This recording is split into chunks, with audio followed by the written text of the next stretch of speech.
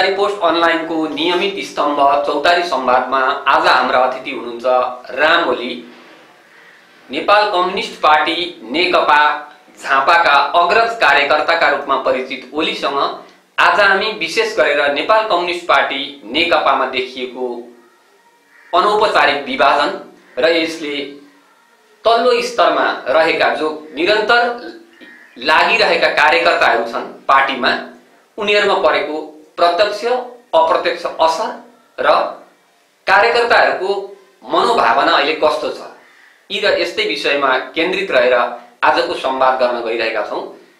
सर्वप्रथम कार्यक्रममा तपाईलाई स्वागत छ। धन्यवाद जयजी। मैले आजको चौतारी संवादको आरम्भ यहाँबाट गरे। तपाई लामो समयदेखि कम्युनिस्ट आन्दोलनमा यात्रारत हुनुहुन्छ। पछिल्लो समय भनौं अहिले तपाई नेपाल कम्युनिस्ट पार्टी नेकपाको एउटा अग्रज कार्यकर्ताको रूपमा अहिले पनि तपाई सांगठनिक रूपमा कार्यरत नै हुनुहुन्छ। अब तपाईलाई मैले नि अहिले भन्दाखेरि नेपाल कम्युनिस्ट पार्टी नेकपा दुईटा खेमामा देखिएको छ, दुईटा कित्ता काट भए जस्तो देखिएको छ, प्रष्टै देखिएको नै छ नि। तपाईलाई म नेपाल कम्युनिस्ट पार्टी नेकपा ओली समूह भनौं कि नेपाल कम्युनिस्ट पार्टी नेकपा प्रचण्ड नेपाल समूहको कार्यकर्ता भनेर भनौं? धन्यवाद जयजी। यो चाहिँ समूह भन्दा पनि म चाहिँ नेपाल कम्युनिस्ट पार्टीको चाहिँ सदस्य हो। अहिले चाहिँ अनौपचारिक रूपमा चाहिँ अघोषित रूपमा चाहिँ आफ्ना खालका चाहिँ गतिविधिहरू भएको देखिन्छ, तर शहरमा चाहिँ त्यस्तो देखे पनि रूपमा चाहिँ के हो भने अहिले पनि नेपाल कम्युनिस्ट पार्टी सिङ्गो एकै ठाउँ छ।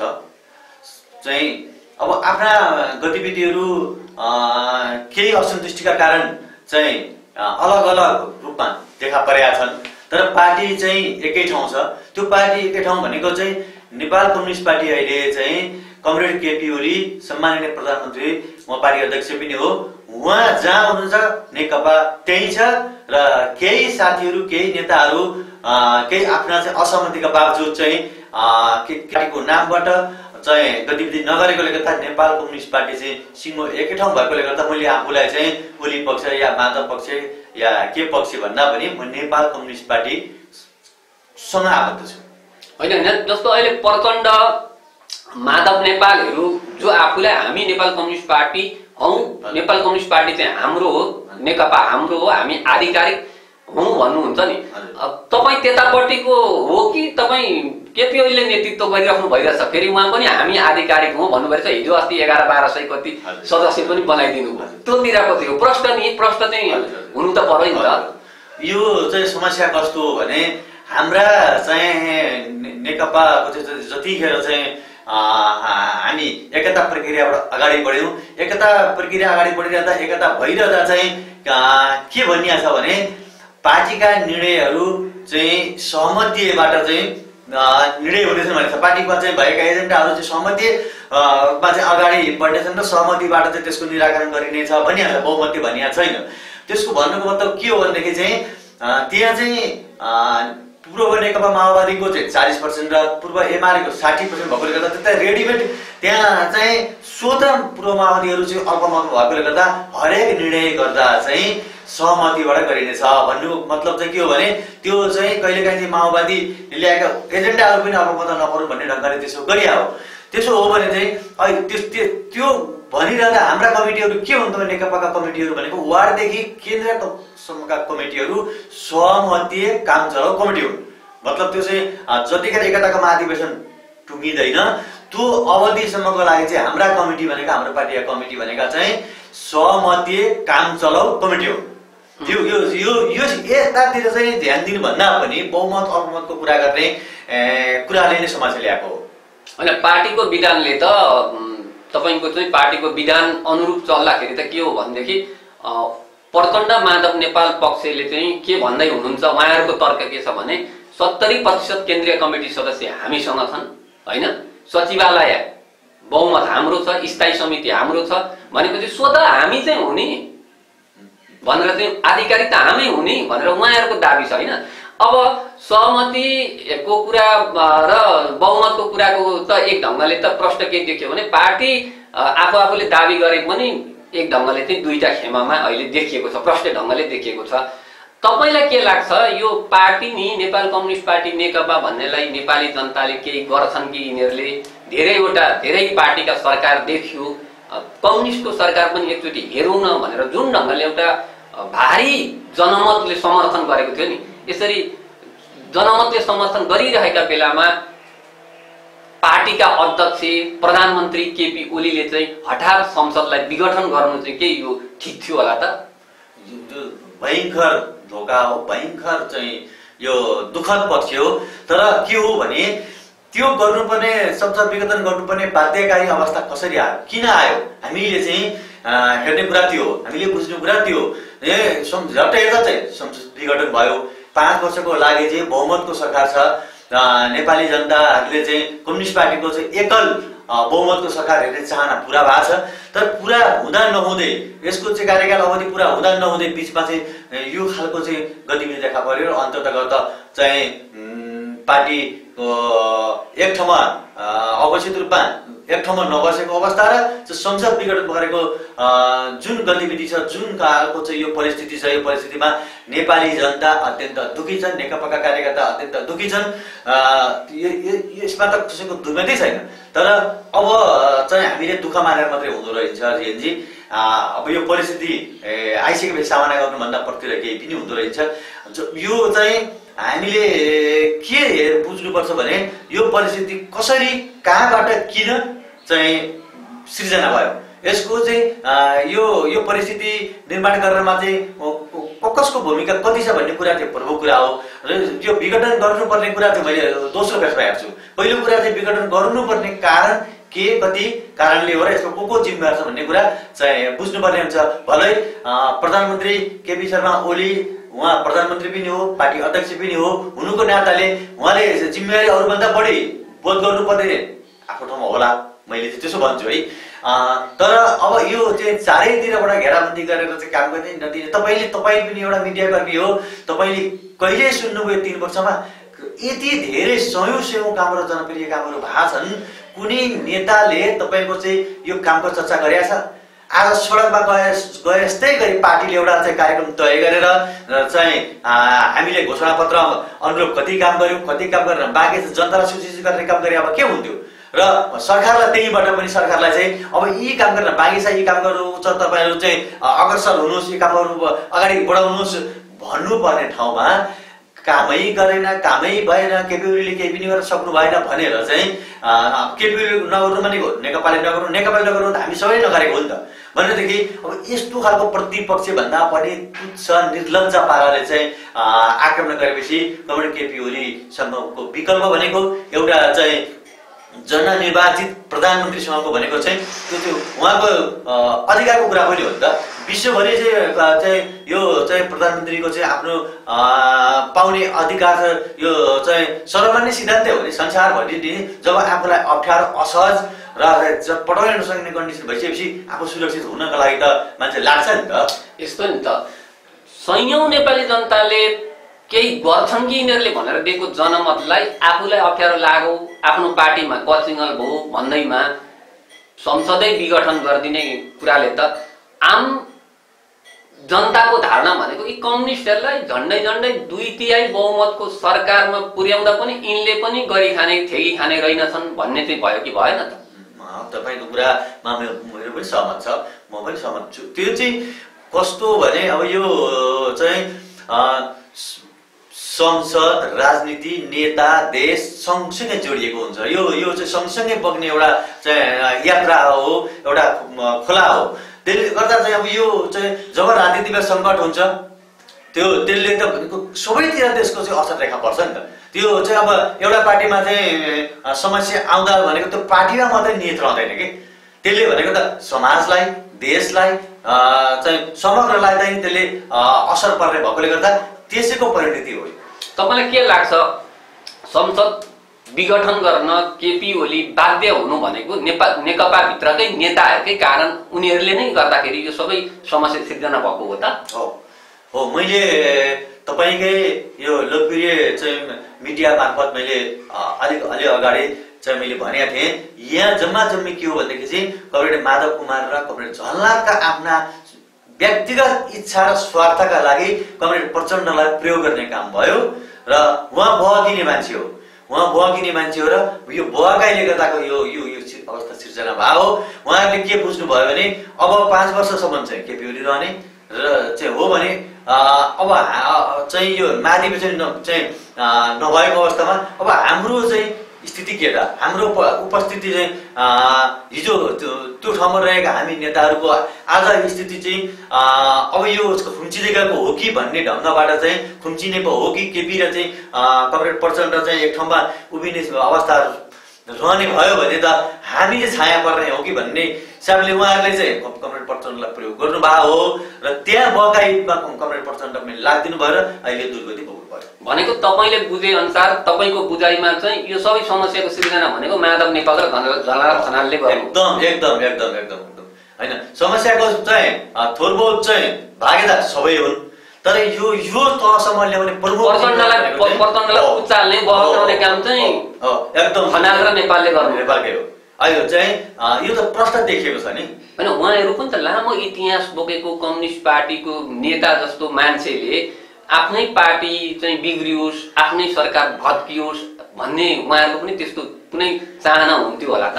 यो राजनीतिमा त्यस्तो हुँदो रहेछ। राजनीति चाहिँ कपटपूर्ण, अपराधीपूर्ण, चाहिँ स्वार्थपूर्ण र जेलिएको एउटा चाहिँ खेल रहेछ कि मैले यसो सम्झन्छु, हेर्छु।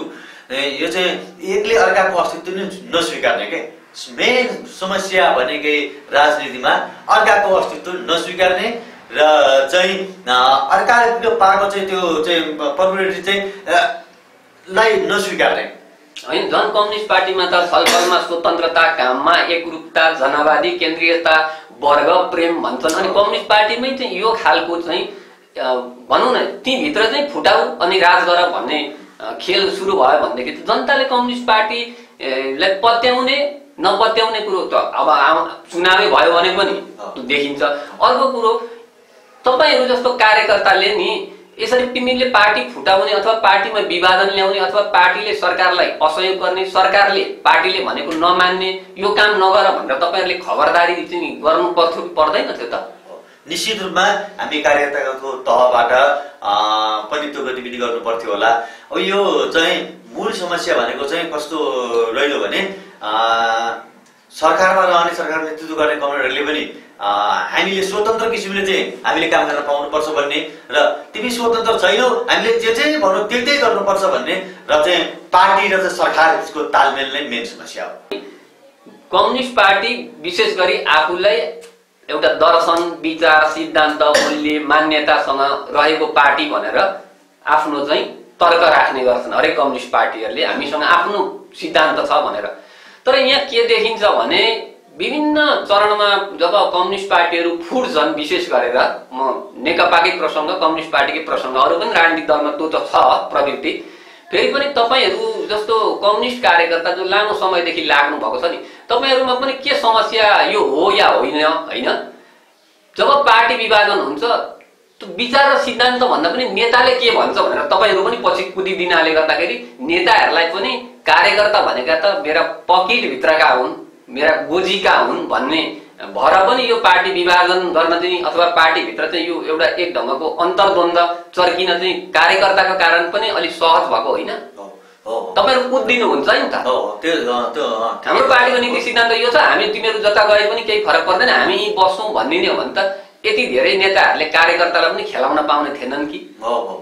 तपाईको कुरा ठिकै हो, तर कस्तो हुन्छ भने अब यो अब पक्ष विपक्ष भन्ने कुरा त यो 2006 साल पछि नेकपाको चाहिँ जन्म भएपछि नि पार्टी विभाजन र एकता सँगसँगै जोडिएर आछ। र एकता हुँदै जाने, विभाजित हुँदै जाने, विभाजन भइसकेपछि चाहिँ फेरि कस्तो चाहिँ देखिया छ भने आरोप प्रत्यारोप पनि चाहिँ त्यो असामाजिक तल्लो स्तरको तुच्छ निकृष्ट गाली गलौजहरू अहिले चाहिँ हामी हेरिरहेछौँ, देखिरहेछौँ सामाजिक सञ्जालहरूमा चाहिँ खुल्ला भएका चाहिँ कार्यक्रमहरूमा। यो चाहिँ घातक छ। तपाईँको चाहिँ हिजो विगतमा पनि यस्ता खालका गतिविधि भएकै हुन्, पार्टी विभाजन भएका हुन्, एकता भएकै हुन्। एकता भइन्छ सबै राम्रो, सबै ठिक। एकता भङ्ग हुनुहुन्थ्यो। अब जब त्यहाँबाट अलग भइसकेपछि फरक विचार राखिसकेपछि एकलाई अर्कालाई फुल्याउने निकृष्ट असामाजिक चाहिँ अशोभनीय खालका चाहिँ गाली गलौजहरू आलोचनाहरू मैले प्रशस्त देख्ने गरेको छु। अब यो चाहिँ अब यसले राम्रो गर्दैन। अन्तत के हुन सक्छ भने मेरो कुरा अहिले पनि मेरो म के कुरामा चाहिँ विश्वास छु भने कदाचित पार्टी विभाजनै भए पनि एक ढङ्गले त भइसकेकै देखिन्छ। अहिले चाहिँ अब त्यसलाई चाहिँ औपचारिक रूपमा नभनौँ, किनभने एउटै ब्यानरबाट एउटै नामबाट दाबी गरेर उनीहरू कार्यक्रम गरिरहेको छन्। अब चाहिँ त्यसलाई कानुनी रूपमा चाहिँ पार्टी विभाजित भएको देखिया छैन। त्यसो गर्दा भोलि चाहिँ पार्टी विभाजन भएर फेरि पुनः एकतै हुने सम्भावना पनि प्रबल रहन्छ। एकतै भएन भने पनि चाहिँ कार्यगत एकता गरेर चुनावमा जानुपर्ने, निर्वाचनमा जानुपर्ने कन्डिसन त आउँछ नि त। त्यसले गर्दा यो तल्लो स्तरको गाली गलौजबाट कोही बित्न लाग्यो भन्ने मेरो चाहिँ विश्वास हुन्छ। होइन, सबै एकै ठाउँ भएर जनताले पत्याएर 2/3 झन्डै नजिकको सरकार बन्दाखेरि त विघटन तिमीहरू गर्छौ भने अब तिमी फुटेर एकछिनका लागि मिलेर आयो भने तिमीलाई हामी किन भोट दिनु भनेर जनताले भने चाहिँ के हुन्छ नि त्यतिखेर? जनताले प्रश्न गर्ने ठाउँ त प्रशस्त रह्यो। अब त्यो चाहिँ आफ्ना कारण सहित हामी यो कारणले चाहिँ यो कन्डिसन आयो।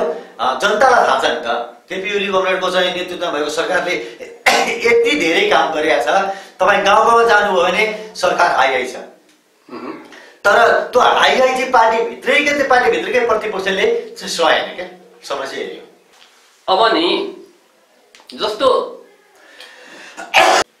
नेपाल कम्युनिस्ट पार्टी नेकपामा देखिएको यो जुन खालको एउटा विभाजन देखिएको छ, यसले चाहिँ विशेष गरी तपाईहरु लामो समयदेखि झापामा रहेर कम्युनिस्ट पार्टीको सांगठनिक जिम्मेवारी वहन गरिराख्नु भएको छ, अग्रज कार्यकर्ताको रूपमा हुनुहुन्छ।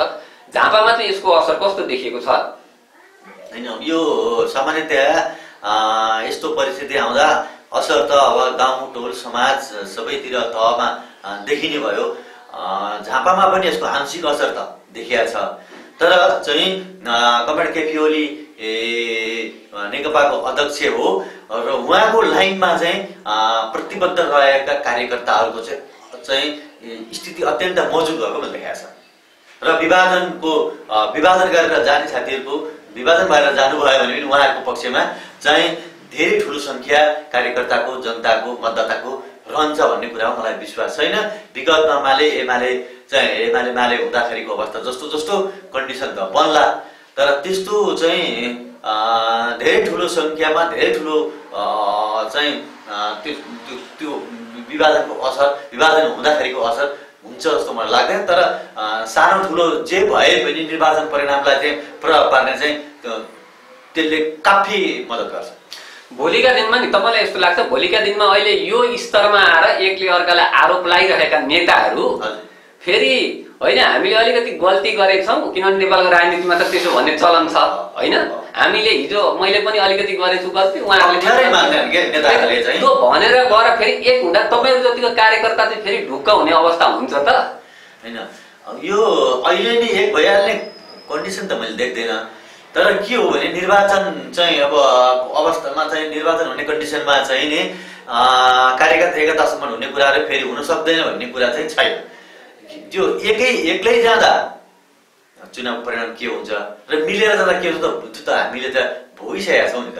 हामीले त एकपल्टको विभाजन भोगेर त्यसको परिणाम पाएर चाहिँ विक्षिप्त बनेका हामी कार्यकर्ता त जीवितै छौँ नि त होइन। मैले एकछिनको लागि तपाईँलाई मेरो जिज्ञासा छ, एकछिनको लागि ल अहिलेसम्म दुई खेमामा देखिए, एउटा ओली समूह एउटा प्रचण्ड नेपाल समूह भएर आफ्ना कार्यक्रम पनि गरेका छन्, कतिपय ठाउँमा एकले अर्कालाई आरोप प्रत्यारोप पनि गरिरहेका छन् होइन। ल ठिकै छ, अब फेरि उनीहरू चाहिँ मिले, यहाँ के देखिन्छ भने नेता मिले कार्यकर्ता पनि मिले, नेता विभाजित भए कार्यकर्ता पनि विभाजित भए। यो विचारको कुरा भन्दा पनि बढी चाहिँ व्यक्ति हावी भएको देखिन्छ होइन। एउटा कम्युनिस्ट पार्टीमा यो हुनु भनेको कति सान्दर्भिक कति शोभनीय हो, त्यो आफ्नो ठाउँमा होला होइन। तपाईँहरूलाई चाहिँ के लाग्छ कि फेरि नेता मिले भने तपाईँहरू पनि तल ठ्याक्कै मिलिदिनुहुन्छ कि होइन? तिनीहरूले यो बेला बेला किन यो रमिता देखाएर चाहिँ हामीलाई पनि अन्यलमा पार्छौ भनेर तपाईँहरू पनि प्रश्न गर्ने चाहिँ हिम्मत राख्नुहुन्छ उनीहरूलाई? यो वास्तवमा व्यक्ति प्रधान चाहिँ घातक छ। कम्युनिस्ट पार्टीमा विचार प्रधान नभएर व्यक्ति प्रधान चाहिँ अत्यन्त घातक छ, भएको पनि त्यही छ। देखिएको छ हरेक कम्युनिस्ट पार्टीमा चाहिँ कम्युनिस्ट पार्टी चाहिँ विभाजन हुनुको प्रमुख कारण भनेको व्यक्तिवादी चिन्तन नै हो र चाहिँ व्यक्ति चिन्तन चाहिँ व्यक्ति ऊ चाहिँ गलत बाटो भए पनि आफूलाई मन परेको छ भनेदेखि चाहिँ उसैको पछि लाग्ने प्रवृत्ति चाहिँ घातक छ। तर अब यहाँ चाहिँ अब यो चाहिँ अहिले त व्यक्ति भन्दा पनि विचारले नै दिशानिर्देश गरेको छ अहिलेको यो यो यो यो परिस्थितिमा चाहिँ मैले त्यसरी हेर्छु। यो मैले सम्मानपूर्वक भन्नुपर्ने हुन्छ comrade Madhav Nepal, comrade Jhalanath Khanal, comrade Prachanda, तपाईहरुले चाहिँ जुन गतिविधि गर्नुभयो यो गतिविधिले नेपाली कम्युनिस्ट आन्दोलनलाई अत्यन्त चाहिँ ठुलो नोक्सानी पुर्याएको छ। यसको जवाब त नेपाली जनताले दिने नै छ। अहिले तपाईँ त्यसो भन्नुहुन्छ, उहाँहरूले के भन्नुहुन्छ, उहाँका समर्थकहरू के भन्छन् भने केपी ओलीले गरेको संसदको विघटन चाहिँ प्रतिगामी हो, अलोकतान्त्रिक हो, असंवैधानिक हो, यो संविधानमा कहीँ नलेखिएको कुरो गरेर इतिहासमै कम्युनिस्टहरूलाई कलङ्कित बनाउने काम चाहिँ केपी ओलीले गरे भनेर उहाँहरू भन्नुहुन्छ। अनि कसरी कुरो मिल्यो त? यो ढ्याक्कै अघि मैले भने रूपमा हेर्दा त्यस्तो देखिए पनि सारमा चाहिँ के हो त, उहाँलाई के रहर थियो?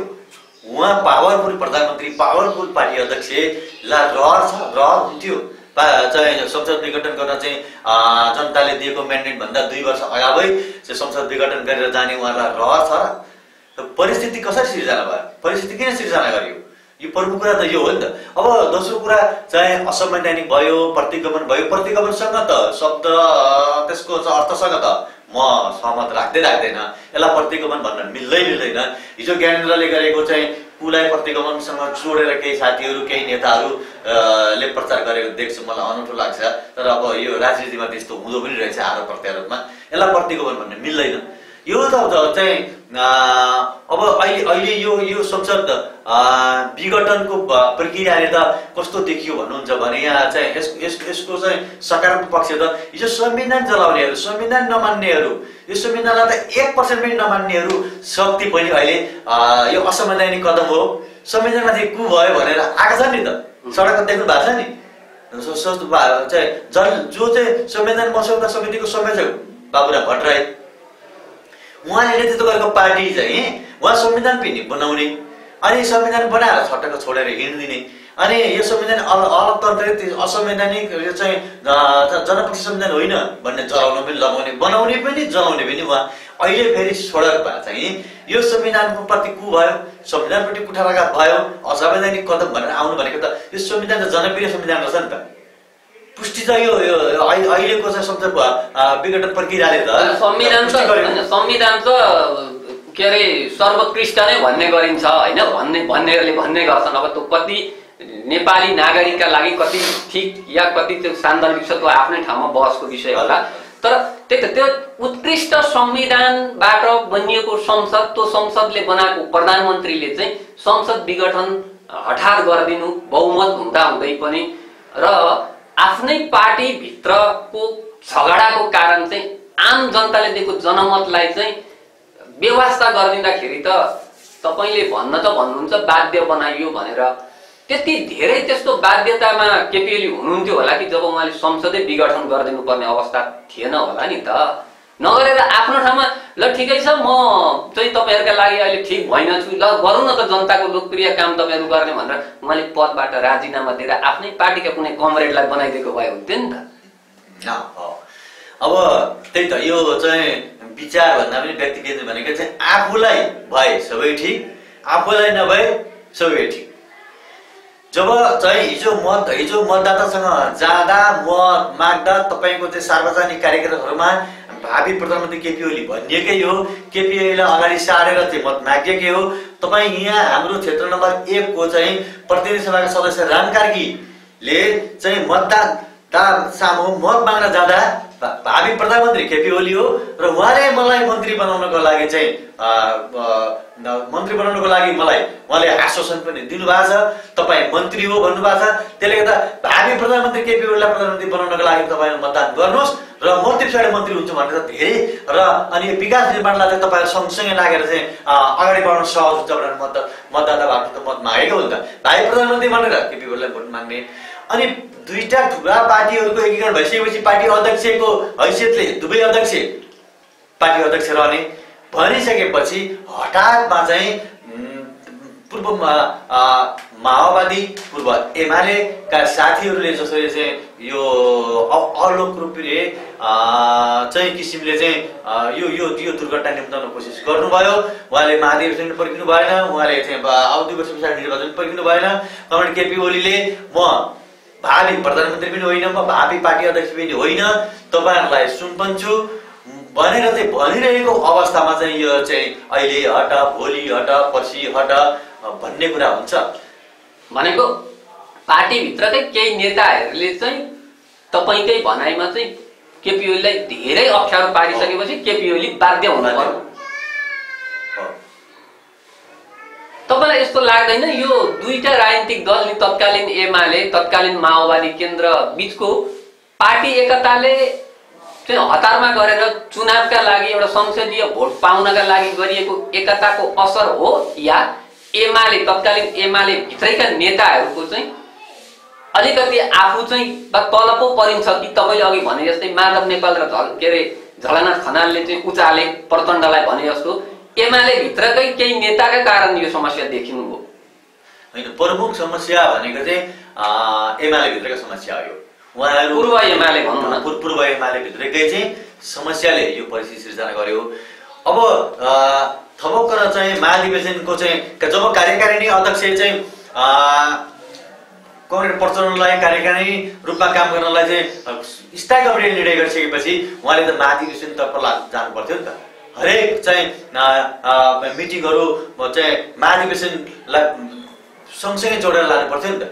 महाधिवेशन 4 महिना आउनु बाँकी छ, उहाँहरूलाई अहिले अध्यक्ष चाहिने, 2 वर्ष पछाडि निर्वाचन आउँदैछ, अहिले पार्टी के अरे प्रधानमन्त्री चाहिने भनेपछि त यो के हो त भन्दा चाहिँ कमरेड केपी ओलीले गरेका राम्रा कामहरूको चाहिँ जस अब केपी ओली मात्रै लिने भयो, यो पार्टीले लिने होइन भन्ने जुन खालको चाहिँ मनोवृत्ति सिर्जना भयो चाहिँ त्यसैको उपर हो। अब अन्त्यमा नि तपाईहरू जस्ता जो कम्युनिस्ट पार्टीलाई माया गरेर लामो समयदेखि कम्युनिस्ट आन्दोलनमा जोडिनु भएको कार्यकर्ताहरू हुनुहुन्छ नि देशभरिका, विदेशमा पनि रहनुभएका शुभचिन्तक, उहाँहरूलाई तपाईँ के भन्नुहुन्छ?